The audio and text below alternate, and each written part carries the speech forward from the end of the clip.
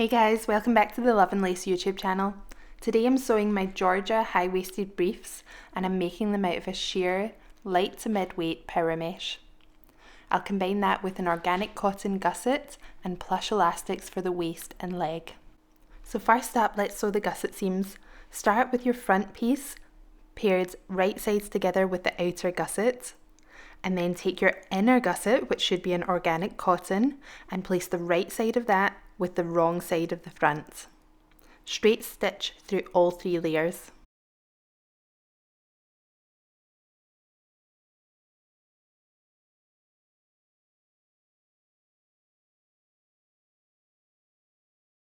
You'll notice here that all the raw seams are enclosed in between that outer and inner gusset. We're going to do the exact same thing with the back gusset seam. So move that cotton gusset out the way, take your back piece and place it right sides together with the outer gusset. Then we're going to roll up that fabric of the front and back to allow you to flip that inner cotton gusset over to meet the back gusset. So here we want the right side of the inner cotton gusset to be with the wrong side of the back.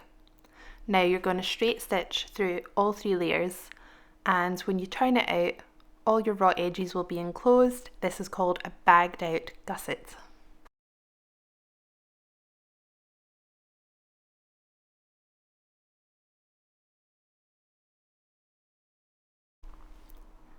Next up, I'm going to turn my sewing machine to a longer stitch and just do a quick straight stitch along either side of that gusset to hold your cotton gusset and your outer gusset together.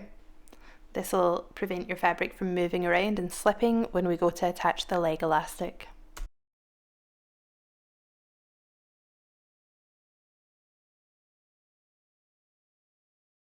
And next, really simply, we're just going to pop the front and back right sides together to sew the side seams.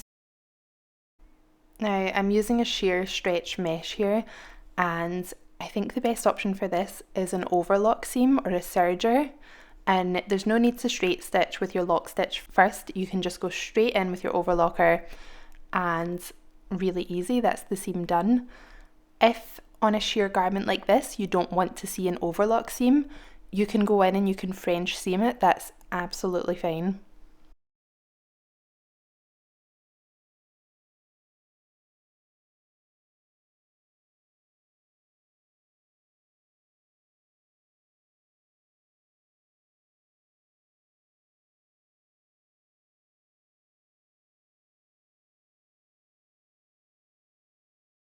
Alright, let's get the overlocker out of the way and bring out your machine that does a zigzag. So we're going to use my 2-step zigzag method here. I think it's the neatest, the most professional. You can use a standard zigzag or a 3-step zigzag, they're both good. Okay, so first up we'll do the waist. If you've purchased the Georgia pattern, the instructions will come with measurements for every size for the waist and the leg elastic. So measure out your waist elastic. I want you to quarter it and just mark those quarters either with a fabric pen or pins, and do the same on your garment.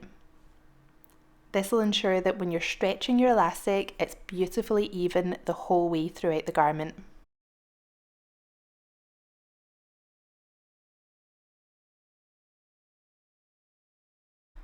Okay, so to start attaching the elastic, I want your garment facing right side up, and then you'll pop that plush elastic on top, overlap it by 5mm, and when you're stitching with the zigzag, I want the zigzag stitch to be at the very left hand side of your elastic, so that when you turn that elastic to the inside of the garment, there's barely any elastic visible. If you've got a picot edge, that'll be the picot edge. So elastic is plush side up, so it's comfortable against the skin when it's worn, and the picot or decorative edge is on the left hand side. Continue stitching with your zigzag stitch the whole way around the waist, and this is where you match up the pins, so you're matching your quarters. You'll notice that you need to lightly stretch the elastic to get those pins to meet up, and that is the exact amount of tension we want.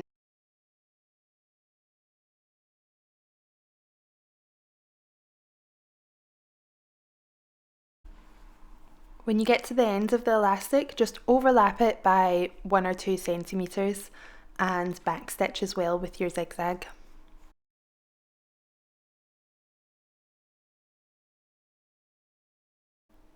Trim any loose threads at this stage, and if you see any little bits of fabric that are kind of sticking out over the edge of the elastic, just give that a little trim as well. It'll make your garment look a lot neater when it's finished. And just quickly before we move on, if you like this video so far, could you please like and subscribe? It really helps me to grow this channel and deliver more sewing tutorials.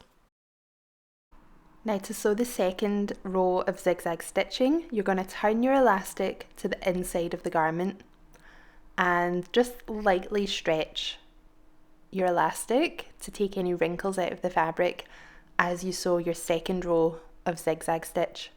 Again, this zigzag should be to the left hand side of the elastic, and just sew the entire waist. Again, back stitch when you get to the end.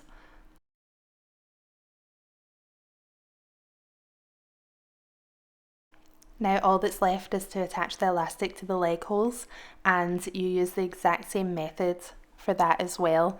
So you're going to cut your elastic to the correct length, mark where the quarters are with pins or a fabric pin, and zigzag it with the knicker facing right side up. Knicker, by the way, is a UK word for brief or panties if you don't know. Yep, so we've got the plush elastic facing up, zigzag stitch to the left hand side of the elastic, going all the way around, overlap 1 or 2 centimetres at the end of your elastic, and then you'll flip that elastic to the inside of the garment to do your second row of zigzag. And once you've attached the elastic to both legs, your garment is complete. This is the Georgia brief from Love and Lace. For this video, I sewed view A of the pattern.